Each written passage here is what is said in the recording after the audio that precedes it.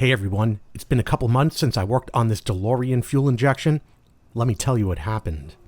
Due to a lightning strike, I lost a lot of footage, so I'm going to do a recap of what I've lost, and I'll explain why I stopped working for the last couple months. Initially, we'll notice that the ignition coil was removed, and that's because I had to test it in the house. This is because during the summer, the car itself was approaching 40 degrees cold, and a lot of the equipment cannot be tested for resistance or fuel injection mixture at these temperatures because the engine was already warm, even though it was never turned on. An entire segment was done on cleaning these fuel injectors. You notice they look brand new, and that's because they were in the ultrasonic cleaner and blown out, but sadly, the weak springs meant that they could not be salvaged. But I only cleaned out those injectors because I was waiting for parts, because this warm-up regulator was not working correctly, because regardless of the position of the switch, the measurement was shown to be the same exact pressure. I had made a video of repairing this unit. We could already see that it is working properly in this salvaged portion of video, but a vacuum leak had formed during the repair, so I'm going to end up opening this anyway and using the rebuild kit. I'll do a complete reassembly. I'll tell you the coil tested good once inside the air conditioning for a few days, so I'm going to reinstall it and get it out of the way. Followed by the removal and rebuild of the warm-up regulator. So let's get started. I left the two bolts in the firewall, so I'll remove them now. Reinstalling the coil, I'll snug it down. Then I'll reinstall both of those electrical wires, followed by the ignition cable. Now I'll remove that warm-up regulator. One side is connected to my test set, so I'll remove that now. The other side connected to the existing fuel line. Let's get it over to the bench. Our first order of business is to remove these 4 flatheads on the bottom in order to separate all the pieces, and I thought since it's only been a couple months that they would be easy to remove, and some of the screws budged without any major issue, but I was kind of surprised because some of them were already stuck, and that tells me I should probably be using anti-seize next time, at least a little bit, to make sure this doesn't happen again. Be that as it may, I did attempt to open up all 4, but I didn't want to risk damaging a screw and all the work that would be associated with this, so I decided to put it back into the vise and use the impact driver, which worked effectively.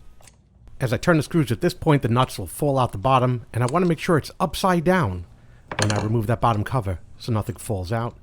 Gently lifting up, we could see those pieces off to the right that need to be removed as one pack so we could see how they go back in. So I'll carefully remove them and place them upwards. There's also a small pin that fell in upon disassembly. Removing that now, I place it with those pieces. Immediately we see this broken rubber gasket from the last repair, so I'll pull it out now and place it off to the side. I'll remove the small holes just to get it out of the way. And this piece is actually held together by spring tension, a very large spring, only held together by the gasket. So I'm tapping it with a rubber mallet just to loosen that gasket, knowing that as it detaches, there's a lot of pressure holding these two pieces together. And I don't mean 1,000 pounds, I just mean enough pressure that it would startle you when it separates. But we can see I managed to separate it without pieces flying across the room, seeing that large spring there. Right over here we have the old gasket we'll need to separate, but we'll come back to this later, because I'll be taking apart this portion for parts replacement. Using a 10 mil, I'm going to loosen this bolt over here and turn it all the way out from the housing with my fingers, but I don't want all those parts to separate. I'm not going to be working with them. I just want it separated such that I could flip everything over and off to the side. The last time to get these screws off, I had to put it in a vise and smack them several times with a screwdriver and a hammer to loosen them. While I did not require doing so this time, I did find them tighter than I would have expected, and I will be using anti-seize very sparingly on these threads when it's reinstalled. The first 3 screws I'm going to simply remove from the housing. The 4th one I'll loosen all the way, but then I will use it to remove all of the pieces together without it falling out all over the place. We can see that top cap, that metal diaphragm, come out as one unit. There's also a little piece in the middle that fell out. I'll place that off to the side with those 2 pieces, and we'll have a look here in the middle. This tiny hole just off to the right in the middle is what clogs and makes the warm-up regulator effectively useless, and that needs to be cleaned out with carburetor cleaner and high pressure air. Now this one is unobstructed because I've already cleaned it out, but when I first opened it, this hole was completely stuffed and no liquid could get through at all. It took about 20 applications of carb cleaner and high pressure air to open this obstruction. This is an appropriate time to break out the rebuild kit. I will post a link to this kit down below in the comments. If you're doing a complete rebuild, there's an O-ring right here, part of the kit, that'll need to be replaced. I gently remove the O-ring with a small pick, and once removed, I'm going to use some brake cleaner in order to clean out the recess where the O-ring sits and get any garbage that's accumulated out of there. We see some here. After which I'll re-clean the entire face, give everything a good spray down, and let it air dry. I have the smallest amount of grease on my hands. I wipe off my hands, and then just the residue leaves a silhouette on that O-ring to give it a shine. Then I reinstall that O-ring in the recess right over here, making sure that it is fully and correctly seated within this unit. If not rebuilding completely, these two pieces will need to be carefully cleaned, as well as this piece. It's very important that this metal diaphragm does not get bent or damaged in any way, or it's useless. Small application of carb cleaner, and I gently rub it with my fingers to remove any debris. We can see those witness marks. But I'm not going to clean mine. Instead, I'm going to replace it with the parts in the kit, checking it against the old one to make sure it's the same size. This other piece, however, will always be reused, so it needs to be cleaned properly. This one's in very good condition, so I'll proceed. Once all the pieces are clean, the small piece will be put into the center. A small application of copper grease is used on that little tiny piece that's going into the center. Sadly, off camera, but we'll see where it went. Right under there, we could see the copper grease was applied and the piece installed. The grease kind of holds it together. I wipe off the extra grease that got smushed around it upon installation. I want to give that new diaphragm a quick spray, and then what I'm going to do is just lean it so it air dries. I have a small metal pick, and what I want to do is with my jar of anti-seize, just put a little bit on the pick, a tiny amount, and just go through each hole from the top. I don't want to put it on the threads of the screws. I don't want to contaminate the inside, but right here, just give it a spin, get some on those threads, and that should be sufficient. This, of course, will reduce the risk of those screws breaking or stripping out down the road. With that small middle piece already inserted, I bring these two pieces together, lining up the holes as close as possible. The next step is just a little bit fidgety as I turn everything sideways to get it in without pieces falling out. I've gently lined up everything with a screwdriver, being sure not to damage that diaphragm in the middle. And once it's lined up, I could get a screw to drop all the way in to the threads. First screw is in. We could feel that second one drop all the way down. I'll turn it in just to give it a start.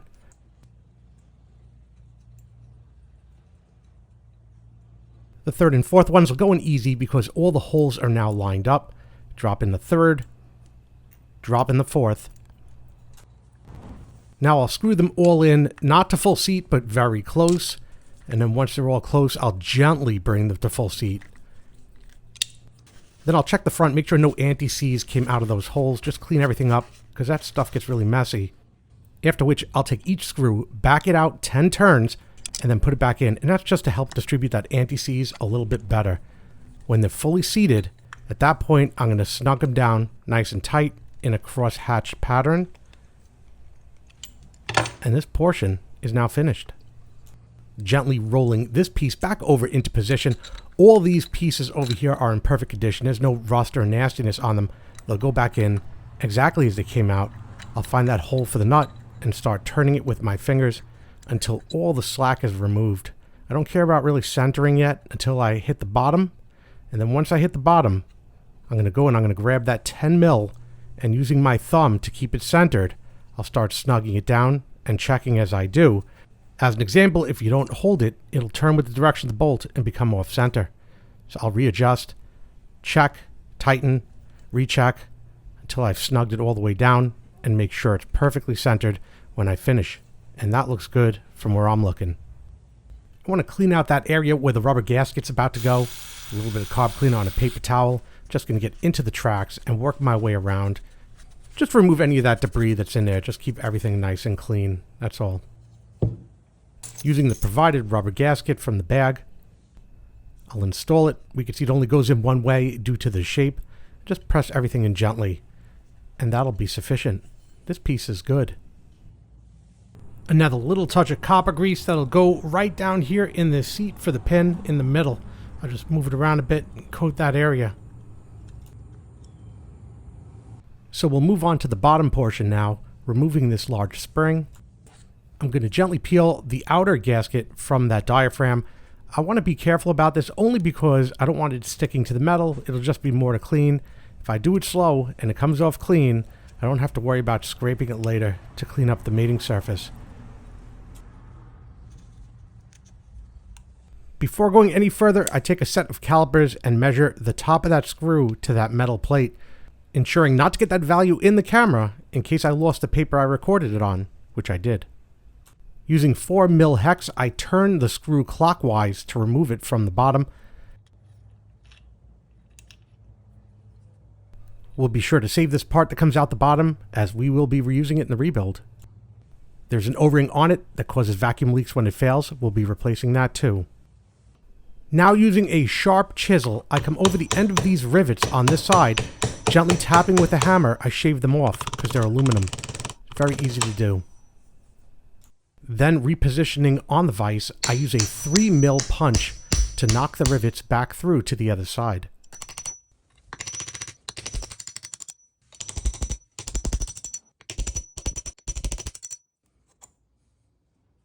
Once they're removed, we can see this entire gasket, and these pieces come right off of the housing. If we turn it over, this metal plate comes right out, and there's a gasket under that can be removed. Still have some metal debris in here. I'll be sure to remove that as well. This piece is now ready for rebuild. I like to clean up the mating surface of this piece, so I have 1000 grit sandpaper and some window cleaner, and very gently on the flat surface, I'm just going to go back and forth, constantly re-inspecting to see how it cleans up. It's not too bad. I just want to touch it up a bit to ensure that I don't get any unnecessary vacuum leaks. You can see by this third time, everything's looking good. So I'll wash it and scrub it with soap, nice and clean. And now I'll be chalking it up in the vise because I'm taking a bit that's the size of that plug. I just want to knock this plug down a couple of millimeters to make a little bit of room for a silicone plug I'll be using later. So a couple of wraps with the hammer. Just a little proud of the inside. As I flip it over, it doesn't extend out from the outside. Now I'll hit the center of that plug with a center punch, followed by a 4mm drill bit I'll be using to make my hole. A quick test with my hex bit shows that that hex size clears the hole, so we can continue. The drilling has produced a lot of swarf, so what I'm doing next is grabbing my chamfer bit. I'm just going to give it a little touch on each side to remove that swarf and smooth out the edges. And that's nice and smooth now. One more quick test fit and this modification is done. Back to the sandpaper again to clean off the face of the next piece, and I'll be doing both sides of this piece. Same procedure, hit it for like 10 seconds and inspect. When it's finally good, what I'm going to do is simply flip it over and do the same thing on the other side, just to make sure everything's cleaned up, again, reducing the chance of vacuum leaks. Once everything does look good, I'll wash and scrub it clean, and we can move on. One more piece to sand. We got this round disc right here. These are the witness marks. This was the outside. This is the inside portion that we're going to sand. Same procedure again. We're not trying to grind it down, just clean up the face for vacuum, check it, and now it's good. We'll wash it. All cleaned up and ready to be used in the next step. Taking out the pieces I'm going to use for the next step. This is all for the vacuum portion on the bottom. All contained in one bag here. I'll just dump it out. We see this hollow chamfered piece is going to go through this gasket such that that chamfer sits inside that recess. So when I turn it over after I press it in, it's going to look just like that. These pieces are now inserted in this direction into the body. Make sure everything is flat and lined up. The circular cap where the rivets were shaved off, we can see those witness marks. Those will remain on the outside. The inside we sanded. Put it in, center it, and line up all the holes. From this side, the flathead screws will be installed. Lined up, our first screw will go in. Should seat all the way down. This is followed by a warble washer on the other side, and then the nut. We're just going to try to get the nut just a turn or so, just to hold everything together. We're not tightening it down yet. That'll be fine.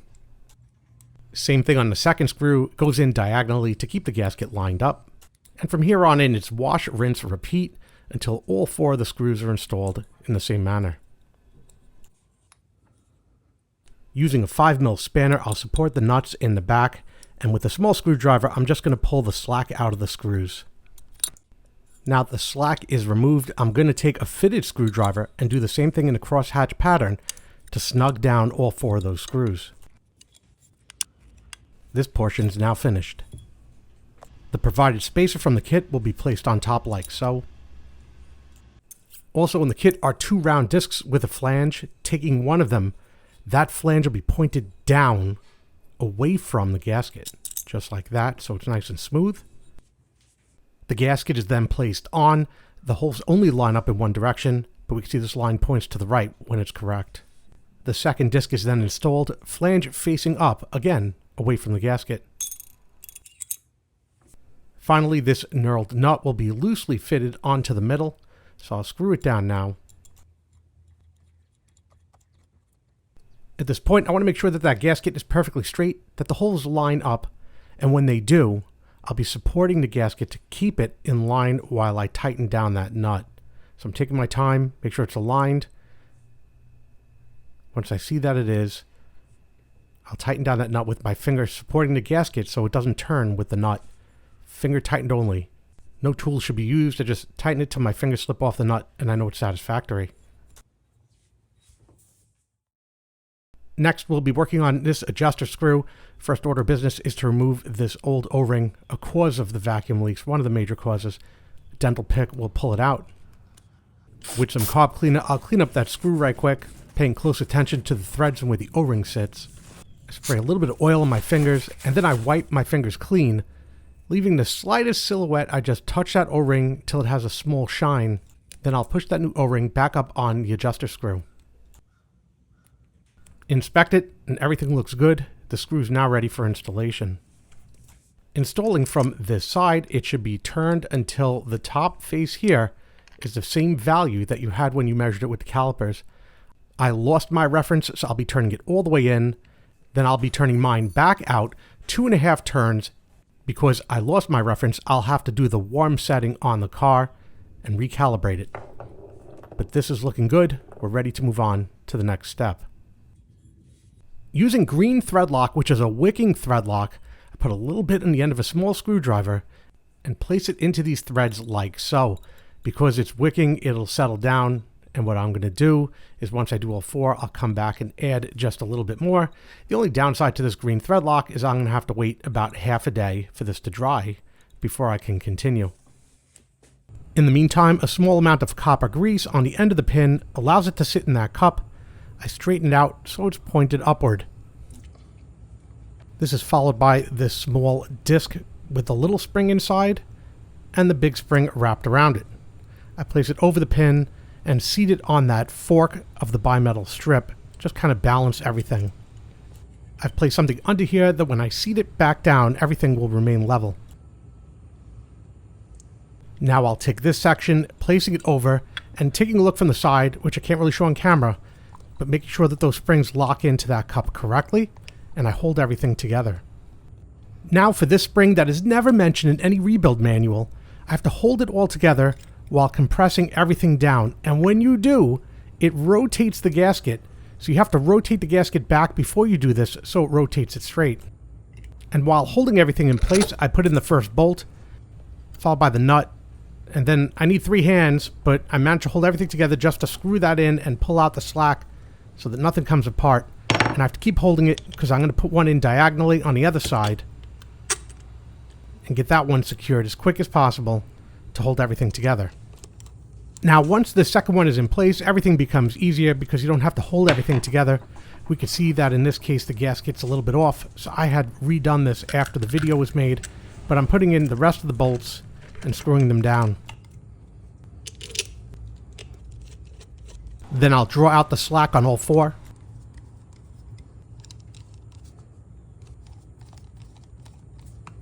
After which I'll position myself to tighten these down really good, ensuring I'm using a fitted driver for this purpose. And there we go, we should be done. I've had to rebuild my vacuum pump, so I test it, and it seems okay for 25. So it's time to plug it in and conduct a test. Covering the hole I made on the bottom with my finger, I pump it up, and sadly, it does not appear to be holding vacuum. So I went and took apart everything again to see if I made any mistakes. This included more green Loctite on the threads, as well as a small amount of black RTV you can see I put around the front of the screws. I also put a little bit of copper grease just before the seal. Everything was then reassembled, and once it was assembled, it was retested. And it's no good, still leaking. So while I reach out to the person who sells the kit, I'm going to reassemble everything else and install it in the car so we can make sure that the other functions, non-vacuum related, are working. Reconnecting my fuel lines now as I had it in the beginning of the video. That includes the test connection right over here. I snug everything down and we're ready to go. My ohm meter has 1 ohm of resistance, and I've already done this, but it was on the footage that was lost. So what I'm going to do is just retest this for the video. And we're seeing about 19.5, so 18.5, we should be seeing 20. That's good enough for me. We do want to make sure we're getting the 12 volts out of the connector, so I'll hook up my probe. But there's some work to do to get those 12 volts. Back in the day, John Hervey from Specialty Auto used to include these wires if your RPM relay failed to short your fuel pump. However, for testing, I'm going to use a 3-wire connector. Because these black dots here are 12 volts to the fuel pump, which is fine, but I'll also need to connect it here as well, and that'll provide the 12 volts to the heater. Looking from the engine compartment, we've got our voltage, everything here is working fine. So I'll plug the heater in so we can commence with the hot setup. And I'm going to let this sit a good 10 minutes before I start evaluating, but we can see that the pressure is slowly rising over time. I've got this at 6 times the speed. But if it's still going up, I'm not going to be taking a measurement until it settles down. It has settled at 4.2 bar, which is way high, so I'll begin my adjustment. I'll remove the cap that I've placed on the bottom, the silicone plug. And then I'll grab that hex bit I used earlier, making very fine adjustments we could see down on the meter. It's slowly dropping until I get it into position of around 3.6. That right there is the middle of the measurements for the warm control pressure. I'll stop. And if it does heat up and drift a bit, I'll make a subsequent adjustment. A quick test, I'll shift it to primary pressure. And I'm seeing just over 5 bar.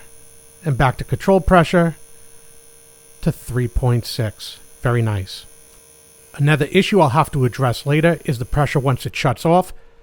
Drops way too quick and way too low, which may cause some hard start issues. This is not a problem I'll be addressing today though. I just wanted to point out that I noticed it. 6 in the morning, so the temperature's cold enough. I'm seeing 22 degrees, and the Govee you can see in the top left corner right there on the chassis of the car is also showing about 22.5 degrees. And now we'll be able to look at the cold adjustment. There's no heater here, just the fuel pump, and I'm allowing pressure to build up. And what we're looking at when it stops is, we'll wait for it. Looks like 2.3 bar. Maybe a little higher, 2.35 bar is what we're looking at. Looking at the graph, we position the value right over here, and as we zoom in, we see that while on the lower side of the normal range, it's still in the normal range. But now we're looking at about 27.5, slightly off camera. We'll see that it hasn't moved at all. And this brings us outside our range. We'll wait till we get to 30 degrees. Now at 30 degrees, I'm just going to turn that bottom screw a couple of degrees to get that up to 2.7. Now at 2.7, I plug in the heater and leave it running for about 10 minutes to see what it climbs to. That's now showing 3.6 at temperature. Everything looks good. I'll retest everything tomorrow when it's cold. 2.35. 2.4. 2.45. 2.5. 2.65. 2.8. 2.85. 3 bar. 3.15. 3.3. Let's map it out on the graph and see how we did. Everything I tested from 20 to 40 is well within parameters, but it's going to take another couple months before I could get my garage any cooler, so this is good enough. I've taken this hose temporarily off of the unit and placed it on this vacuum delay valve so I could test it right quick. Bringing it to 16, it should take about 10 seconds to get down to 8. So we'll start now.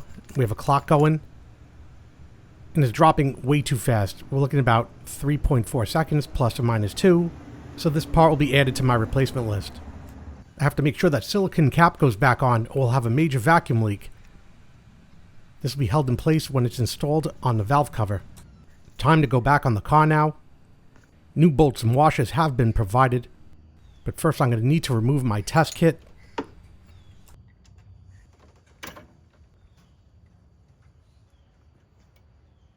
The area has been cleared so I can bring this right down into place and start screwing it into the valve cover. As this is tightened down, the raised area on the valve cover will hold that silicone plug in place, keeping the vacuum sealed. Now the vacuum hose can be reconnected on both sides. Here's that small one going to the delay valve. And here's the one behind the delay valve in this loop, followed by the power for the heater. The fuel lines with the banjo fittings will now be reconnected onto the warm-up regulator. Loosely fit until both of them are in place so it can be set up properly. The test set can now be removed and hung out to dry. Both banjo bolts will then be tightened down, finishing this portion of the job. With the exception of that vacuum leak, everything is running perfectly here. I'm going to send a copy of this video to the parts distributor. If you can identify what I've done wrong, I'll open up the unit and fix it again, but the measurements themselves are perfect. When I do take it out again to repair, I'll replace that delay valve. Here's all the old parts that have been removed. Again, if it wasn't for that vacuum leak, the job would have been absolutely perfect. But definitely good enough to move on to the next step, which will be the fuel injectors and the CO setup. But that concludes this chapter with the rebuild of the warm-up regulator. I hope you found this video enjoyable, entertaining, and informative. Do me a favor, hit that like button down below, helps me out a lot when you do, and hit that subscribe button to be informed of more videos like this when they come out. When the next video comes out in this series, a link will be posted in the top right corner. Again, I hope you enjoyed this video. Thanks for watching. Thanks for watching. Would you like to reply?